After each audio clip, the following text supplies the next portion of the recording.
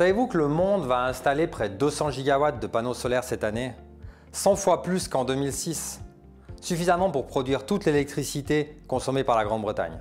Malgré ces installations considérables, le solaire ne produira en 2021 que 4% de l'électricité mondiale.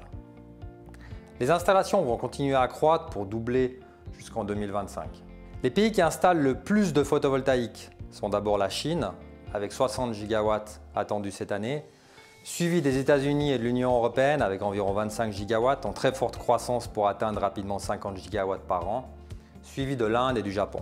Quasiment tous les pays du monde installent chaque année davantage de photovoltaïque.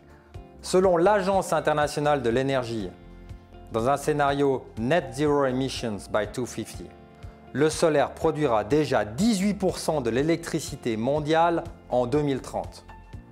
Et le monde est résolument sur cette trajectoire, puisque les trois grands blocs que sont la Chine, les États-Unis et l'Union européenne sont désormais alignés avec des objectifs de décarbonation de leurs économies d'ici le milieu de ce siècle. Et la plupart des grands pays industrialisés vont suivre. La décarbonation passe inévitablement par l'électrification des sociétés. La production d'électricité devrait tripler d'ici 2050. L'électricité deviendra le principal vecteur d'énergie. Il y a désormais un consensus au sein du secteur de l'énergie que le solaire est le grand gagnant de la transition énergétique.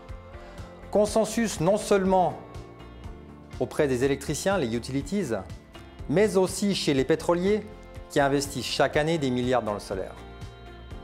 C'est donc bien une révolution qui est en cours au sein du secteur de l'énergie.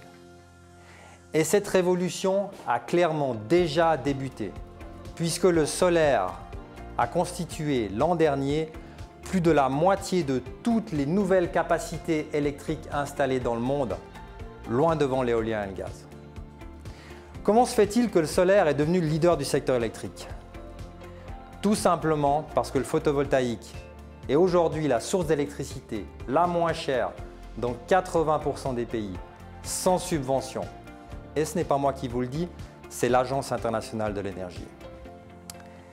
Les coûts de production d'un kilowattheure solaire ont été divisés par 10 en 10 ans pour atteindre en moyenne 4 centimes le kilowattheure dans la plupart des pays, voire même moins de 2 centimes le kilowattheure pour les centrales solaires les plus compétitives, c'est-à-dire 3 à 4 fois moins cher que l'électricité produite par le gaz et le charbon.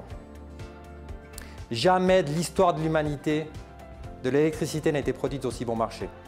Mesdames et messieurs, nous sommes clairement au cœur d'une révolution majeure du secteur de l'énergie, irrémédiablement poussée par la décarbonation des économies.